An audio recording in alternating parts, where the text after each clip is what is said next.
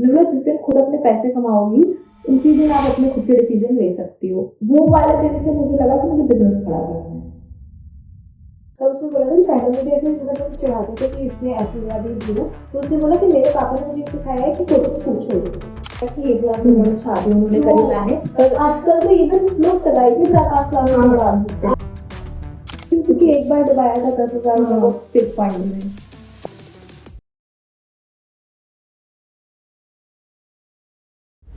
I know N aunty जो अपने savings account में 12-15 लाख रुपए रखे रहती हैं।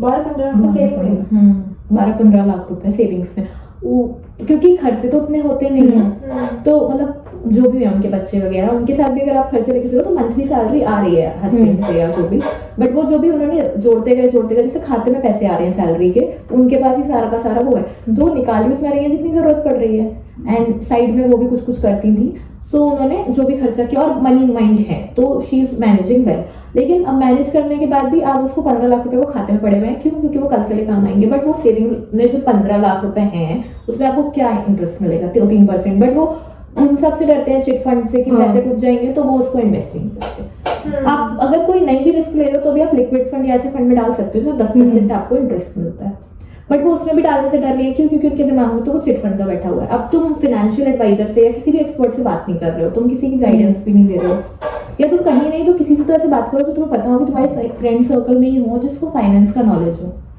देन तो फिर आप इन्वेस्ट करोगे। देन आप हो सकता है आप थोड़ा सा नहीं होता 15 लाख रुपए तो 1 लाख रुपए डाल के देखो, समझो थोड़ा समझोगे तो या 3% थोड़ा रिस्क तो लेना पड़ेगा, अपने डर को हटा के थोड़ा रिस्क लेके भले 1 लाख डालो तो आपको 15 लाख तो 1 लाख ट्रायल के लिए डालो, 50,000 ही डालो, पर डालो ट्राई करके तब तो आप 15 लाख रुपए वो कर पाओगे, लेकिन अगर आप डरते ही रहोगे रिस्क लेके शुरुआत करोगे तब जाके तुम्हें आगे पता चलेगा क्या है क्या नहीं। तुम अगर ये सोचो कि अरे रिस्क है, डर है, अरे कुछ नहीं कर पाऊंगी, वो डूब जाएंगे, तो कुछ नहीं कर पाओगे। बट वो रिस्क भी नहीं है ना, क्योंकि अगर आप म्यूचुअल फंड की बात करते हो तो इतना ऐड आता है, भाई सेबी देख रहा है, एडवाइजर देख रहा है, इतने सारे चैनल्स बने हुए हैं, आप कहीं भी उसका डाल सकते हो कि भाई हमारी ये है, हम ये करें नहीं करें, ये सही है कि नहीं, सब चेक हो जाता है ऑनलाइन। आज के डेट में अगर रिश्तेदारों में भी बात से 10% ही सही, कोई तो इन्वेस्ट कर रहा होगा ना म्यूचुअल फंड में, कोई उससे डिस्कशन करो कि भैया क्या है क्या नहीं है। मैं भी सोच रही थी कि मेरे भी मतलब पैसे ऐसे पड़े, थोड़ा सा मैं भी चाहती हूँ रिटर्न मिल जाए, ऐसी बात करेंगे तब जाके वो बात आगे बढ़ेगी। तो वो बताने की कहीं से तो तुम शुरुआत करो।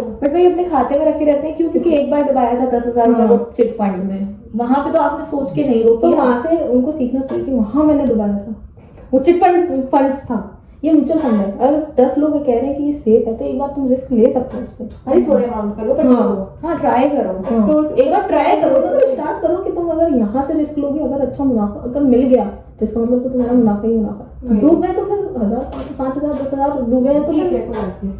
और आजकल इतने सारे इन्फ्लुएंसर्स हैं जो फाइनेंस पे बात करते हैं, इतने सारे चैनल्स हैं, सब बात कर रहे हैं फाइनेंस की, इन्वेस्टमेंट की। एक और चीज एड्स आते हैं, लड़कियां जो होती हैं वो फाइनेंस या फिर इन चीजों पे वीडियोस देखेंगी, वो देखेगी स्किन केयर की, कैसे मैं अपनी स्किन ग्लो करूं, कैसे मैं अपने मेकअप कैसे करूं, ये सब करूं, इस चीज से ज्यादा देखते हैं एज कम्पेयर टू किसी नॉलेजेबल चीज को गेन करने के लिए। इतनी सारी चीजें फ्री में मिल रही है तो लोग देखने ही नहीं चाहते, नहीं कोई नहीं देखना चाहता। हाउएवर पता है भाई अगर पेड मिलता ना पहले की तरह तो फिर डेफिनेटली लोग उस चीज को ट्राई करने की कोशिश करते, बट अभी फ्री मिलता है तो लोग और नहीं देखते। पेड और फ्री की बात नहीं है, पता है अब इंडिया में स्किन केयर का एक बड़ा ब्रांड है मामाअर्थ, ठीक है, और हर कोई स्किन केयर के लिए उनके ही कोई ना कोई प्रोडक्ट ले रहा है, या तो बी ब्लंट या जो भी ले रहा है, एक्वालॉजी का। और अगर आप गजल अलग के भी पॉडकास्ट देखो, मतलब मैंने उसका देखा है निखिल कामत वाला, एंड उसके अलावा भी मैंने उनके 2-3 पॉडकास्ट देखे हैं, और हर पॉडकास्ट में जब गजल अलग बैठती हैं, who is herself a skin care brand expert, वो खुद फाइनेंशियल फ्रीडम पे बात कर रही है, वो खुद पैसों पे बात करती हैं, तो शी सेज की मतलब वो अपनी एक कहानी बताती है हर उसमें कि मतलब मेरी मदर ने मुझे बोला था, मुझे किसी ट्रिप पे जाना था तो हमें फाइनेंशियल प्रॉब्लम था तो उन्होंने मना कर दिया, उन्होंने बोला जिस दिन खुद अपने पैसे कमाओगी उसी दिन आप अपने खुद के डिसीजन ले सकती हो। वो वाले दिन से मुझे लगा कि मुझे बिजनेस खड़ा करना है। तो जब आप लड़कियां स्किन केयर के प्रोडक्ट्स देखती हैं, बट आप उसके जो ओनर्स हैं, फाउंडर्स हैं, उनकी बातें भी तो सुनो, they are also talking about investment, they are also talking about money management. वो खुद कह रही हैं every girl should be financially independent. उनकी पूरी लाइफ देख के कि अरे उन्हें कैसे स्ट्रगल, कैसे चीजें तो सीखने को मिल रहा है। जो भी वुमेन आपकी आइडियल है, जो भी इवन एक्ट्रेस हो, कोई भी फाउंडर हो, सेलिब्रिटी हो, कोई भी हो, अगर आप उसके पॉडकास्ट देखोगे उन्हीं फ्री चैनल्स यूट्यूब वगैरह पे, वो भी अपने 10 में से 8 बातों में ये बताती हैं कि फाइनेंशियल फ्रीडम इंपॉर्टेंट है जब आपको खुद के डिसीजन लेने हैं। होना चाहिए। हर जगह ही बात होती है। मतलब इवन एक्ट्रेसेस के भी मैंने बहुत सारे ऐसे पॉडकास्ट देखे हैं उसमें वो लोग बात करती हैं कि फाइनेंशियल मैनेजमेंट इंपॉर्टेंट है या पैसा ज़रूरी है, या जब मैंने पैसा कमाया तो मैंने ये देखा फेम से ज़्यादा पैसा इंपॉर्टेंट है, पैसे की वैल्यू क्या है। जो भी मतलब खुद को एक अच्छे मुकाम पे लेके गया वो सब पैसे। एक्ट्रेस को देखो या किसी को भी देखो, इवन शाहरुख खान ही उनके भी पॉडकास्ट में एक्टिंग की बात नहीं होती, he also talks about money कि पैसे कमाओ, काम करो, पैसे कमाओ, पैसा इंपॉर्टेंट है। मैंने मन्नत को सोचा था मुझे लेना है, मैंने लिया। इवन मन्नत is a very good investment. आपके पास एक ऐसा बंगलो है मेन मुंबई में जो करोड़ों के भाव है, मतलब इट्स लाइक कि सोने की मुर्गी है वही। तो even this is an investment. मतलब आप जिसको भी आइडिया मानते हो, अगर आप उसका भी पॉडकास्ट सुनोगे ना, even they talk about financial freedom, investment करो, पैसे कमाओ, पैसे कैसे वो करना है उसको सीखो। जो लाइन है ना कि पैसा हाथों का मैल नहीं है, वो नहीं है। पैसा ना हो तो तुम्हारी लाइफ कितनी ज्यादा प्रॉब्लम में आ जाएगी तुम्हें नहीं पता। एग्जैक्टली। मतलब इवन आजकल तो वो तो ईशा जी ने बताया कि 1 लाख रुपए में शादी उन्होंने करी मैनेज, पर आजकल तो इवन लोग सगाई पे 4-5 लाख रुपए डाल देते हैं। अरे नहीं, कुछ नहीं है, वो प्री शूट आपकी जो चीजें चलती हैं वो प्री शूट ही कम से कम नहीं तो आपका 2.5-3 लाख रुपए लेता है। 2.5-3 लाख से तुम्हारे कपड़े वपड़े और जो तुम्हारा वो रहता है जहाँ पे वो होता है डेस्टिनेशन। मैं जब आई उदयपुर में जॉब करती थी तो मेरे जो मैनेजर थे, मतलब मेरे जो सीनियर थे, उनका वो था, मतलब उनकी वेडिंग थी तो उनकी जो होने वाली वाइफ थी फियांसे, उन्होंने सिर्फ अपनी एंगेजमेंट पे 25,000 का ड्रेस लिया था। तो हम ऑफिस में यही बात कर रहे थे, मतलब उस टाइम तो क्योंकि तब सभी लोग ऑलमोस्ट एक लेवल ऑफ सैलरी पे थे, तो सब यही बात करते थे 25। और उनके जिनसे शादी हो रही थी इवन वो भी खुद कह रहे थे कि 25,000 की ड्रेस लेकर आई है। तो मतलब मेरी एक और फ्रेंड थी जो शादीशुदा थी, प्री शूट के तो अलग से ड्रेसेस आई थी, वो सगाई पे लाई। पहला प्रोग्राम सगाई होता है शादी में, प्री शूट वगैरह तो बाद में होता है सगाई के। तो वो लव मैरिज नहीं थी, अरेंज मैरिज थी। अरेंज जो 25,000 का लहंगा वगैरह लाई थी। तो इवन वो भी मतलब ये थे कि हाँ इनको समझाओ कि इतना खर्चा नहीं करना है। तो जो मेरी एक और फ्रेंड थी मेरे ऑफिस में, शी वाज लाइक भाई 25,000 तो मैं शादी के लहंगे पे भी खर्च नहीं किया था, क्योंकि वो एक बार हम लेते हैं वो रखा रह जाता है, उसको कोई यूज नहीं है, दोबारा नहीं पहनते। आज के डेट में सिर्फ जो रेंटल होते हैं वो ही खुद ले रहे हैं तुम्हारे 10-15 एग्जैक्टली सिर्फ रेंटेड के लिए। रेंटल क्योंकि आजकल कोई नहीं खरीदना चाहता ना, फिर क्या करोगे उसको, रेंट ले लो। रेंट से भी सोचो, जो लोग खरीद रहे हैं, बहुत लोग खरीदते हैं, बहुत लोग खरीदते हैं, और जो लोग खरीद रहे हैं वो भी 50-60,000, 40,000, 30,000 रुपए खर्च कर रहे हैं। तो आज के टाइम में इवन शादी भी बहुत बड़ा कॉस्ट है, बहुत ज्यादा। इवन मतलब लोग सोचते हैं भी, अब तो मतलब एक लाइक बड़े बड़े ब्रांड्स लोगों को पता चल गया, पहले लोगों को ब्रांड्स के नहीं पता थे। अब क्योंकि अब लोग के सपने भी वो वहां तक पहुंच गए कि मुझे वैसा खरीदना है, अगर वो नहीं मिलेगा तो फर्स्ट कॉपी, तो वो फर्स्ट कॉपी उसकी बहुत महंगी आती है। ऑब्वियसली 20 कह सकते हो एक तरीके उसका। वही अगर मतलब वो अगर लहंगा मतलब बहुत लाख में आता है तो ये उनका लहंगा आएगा अप्रोक्स 1 लाख चली जाएगा, ऊपर ही जाएगा। 1 लाख तो आजकल नॉर्मल शॉप्स पे ही आने लगे हैं। फर्स्ट कॉपी बात कर रही हूँ, चांदनी चौक से लोगे तो डेफिनेटली 1 लाख में आ जाएगा, पर वो इतना भी बहुत है, बहुत ज्यादा है। तुम्हारी शादी का सिर्फ वो लहंगा वो सिर्फ एक दिन के लिए है, तुम उसके बाद पहन नहीं सकते भारी लहंगा, वो लहंगा चौक पे पहनोगे ज्यादा से ज्यादा, और वो एक बार तो पहनोगी, वो अगली बार तो रिपीट नहीं करना चाहते। एग्जैक्टली। और इवन किसी और की शादी फंक्शन में भी नहीं पहनते। सबसे बड़ी प्रॉब्लम ये है क्योंकि किसी और की शादी फंक्शन में भी पहनेंगे तो ऐसे 10-15 रिश्तेदार होते हैं जिनको पता होता है कि तुम्हारी ड्रेस है, तो लोग उसको भी रिपीट नहीं करना चाहते। आजकल कई लोग ना उस चीज को बहुत टॉन्ट में मार देते हैं कि ये एक बार पहना तो अपना कॉन्शियस जाते हैं, कभी नहीं पहनते उसको कि अब नहीं पहनना। नहीं, आज के डेट में ना कोई भी रिपीटेड नहीं करना चाहता, चाहे वो शादी का हो, चाहे तुम्हारी एंगेजमेंट का हो, चाहे तुम्हारे कोई भी कपड़े हो। एक कोई भी बार से ज्यादा रिपीटेड कोई नहीं करना चाहता। लोग रेगुलर की शादी में भी नए कपड़े खरीदते हैं। सो आजकल मतलब इतने सारे चीजों के खर्चे हैं ना कि यू कांट मतलब थिंक अबाउट। तुम ये नहीं सोच सकते कि अरे पैसा नहीं कमाएंगे। भाई पैसा इंपॉर्टेंट है कि तुम छोटी छोटी चीजों में भी बहुत पैसा उड़ा रहे हो। बट वही मतलब कई लोग मनी मैनेजमेंट को वही है, पता है लोग ना ये देखते हैं कि उसने मनीष मल्होत्रा का सब्यसाची के बारे में अभी जो तुम बता रही थी आलिया भट्ट का, that example is actually phenomenal, मुझे बहुत पसंद है। इवन समांथा, उसने अपनी जो वेडिंग गाउन है उसमें ब्लैक कलर के पर्ल्स लगवा के उसको एक ड्रेस बनवा लिया है, वो अवार्ड शो पे पहनती है, उसको रिक्रिएट कर लिया।